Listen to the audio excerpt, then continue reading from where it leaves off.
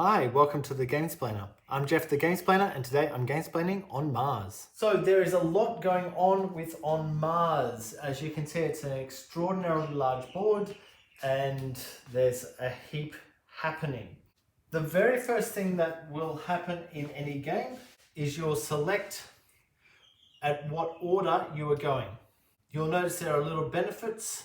So whenever one of these benefits is covered up, that player will get that benefit. So to start with, this player might actually go there, which means he's going to start in orbit on this half of the board. And he also gets one of these. So he might grab that one for the moment. And this player might just take there, which allows him to take one of the tech tiles and he'll just grab that.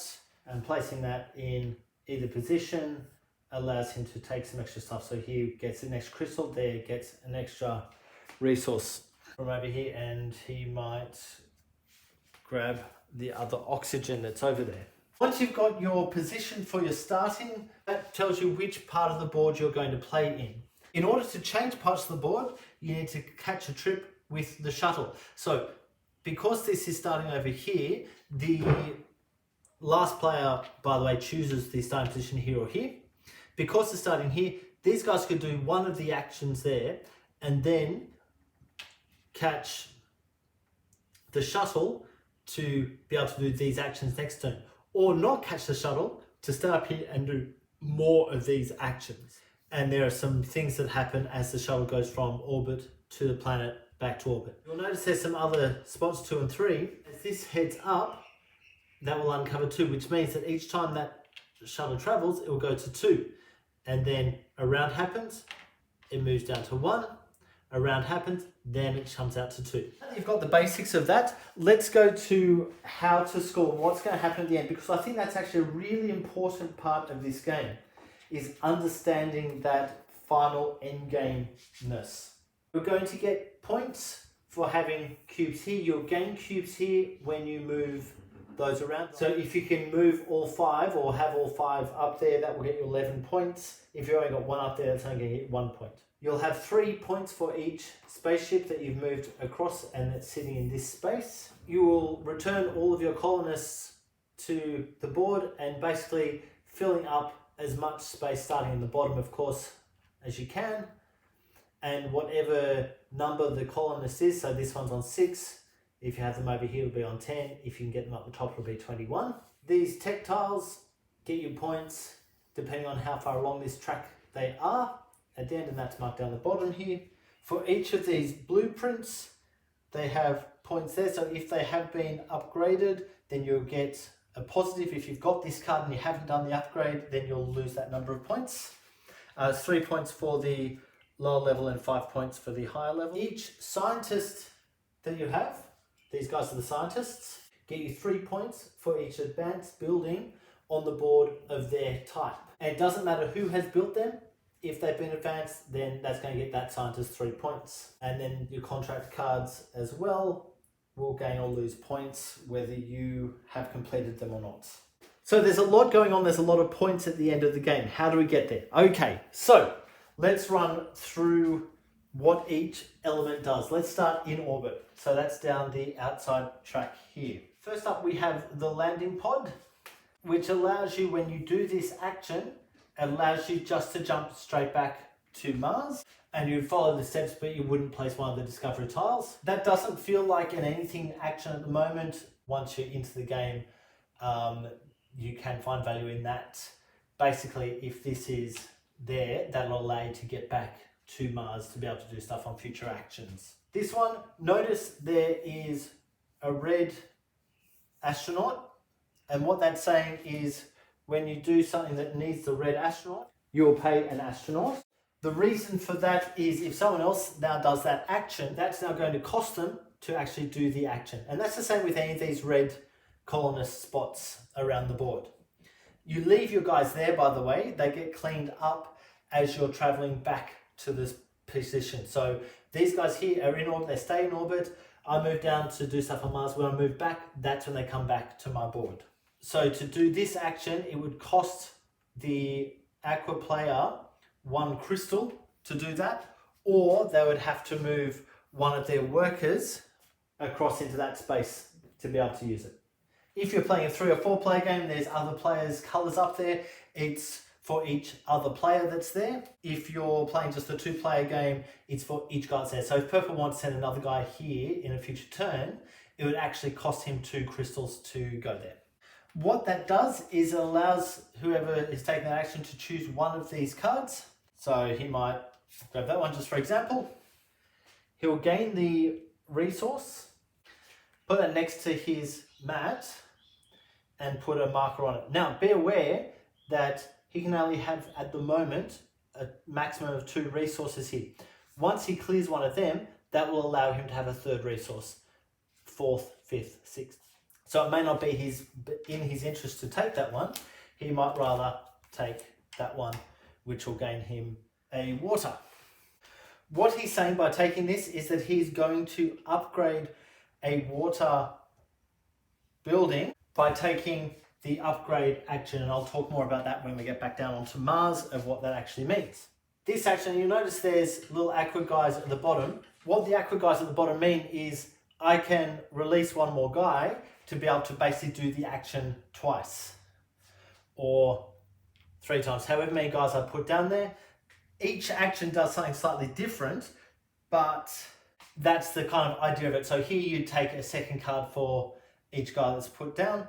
Here you can gain one of these. It's going to cost you 1 power to get anything from that line. It's going to cost you a power and a something else to get anything from that line. So going there once would gain you this marker. That marker then goes in one of these positions, talking about this area here. So if he puts that there, he might go, oh, I'm going to take a power. That then allows him put a worker into here.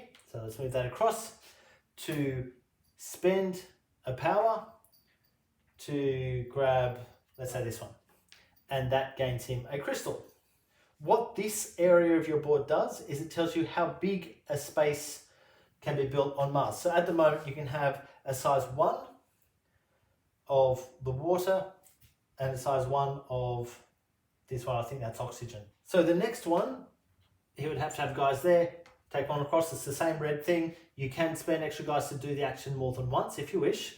What that allows you to do is to move one of your markers up twice. So without putting the guy across, it's 2. So you can move that one to there, which now allows him to have size 2 of the oxygen plants. And he can move that on there, which allows him to have size 2 of the water plants.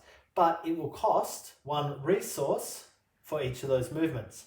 It doesn't matter what the resource is, but it will cost him 1 resource. So he might, just for the moment, spend those 2 resources to move that forward.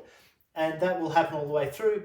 This one is talking about the size of that area. So in order to get these up on the board, you have to be further through. If he just moved 1 to there and then to there, he then gets to do that action as well. And that allows him to build that one up to size 3, and he'll have to have the oxygen to actually spend to get to that level.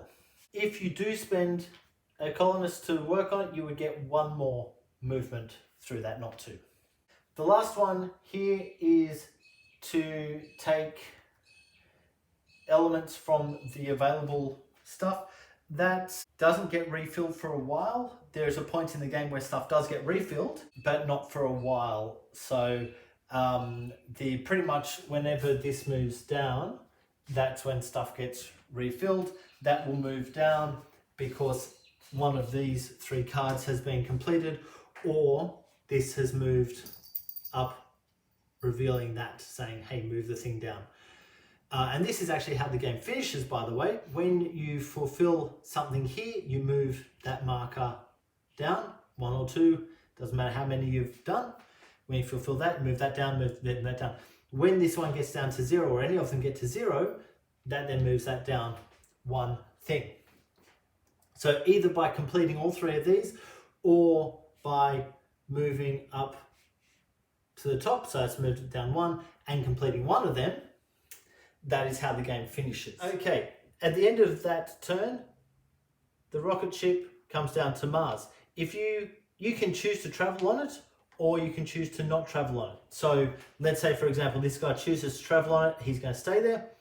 So if you're traveling with the shuttle, you get to do that for free. If you're on Mars and you want to come back to the orbit, you could, and you had released one of these, I'll talk about how to release them in a second, you could spend that to come back across to this side. Okay, so traveling between the spots, coming down into Mars, you will place one of the two markers, exactly 3 spots away from your rover. If your rover's not on the board, it's considered to be in the center. So purple might go, he's really trying to get to that. So he might go 1, 2, 3 to enable his rover to pick that up at a later stage. That then gets replaced straight away. You then move your marker to one of these spots and gain the benefit of wherever you place it. So if he goes there, for example, he would gain that power. There's a lot of markings on the board. I'm not going to go through all of them. Please look in the rules. That tells you what things do if I haven't happened to have covered it by the end of the game. He could have gone here, which would have moved this 2 spots, or he could have gone there, which would enable him to take one of the blueprints. That then settles there, and that tells the player order. So we always go from left to right. Okay, I'm going to stop this video right there, and I'll go on to playing the On Mars part of the game in the next video. So please hang around, go on to the next video, and to get a feel for how the second half of the game works. If you have any games that you would like to be gamesplaying, please shoot me an email to thegamesplainer@gmail.com. Follow me on Instagram and Twitter @thegamesplainer to keep up to date with the games that I'm playing. Subscribe to my videos to keep up to date with the games that I'm gamesplaining. And until next time, enjoy gaming.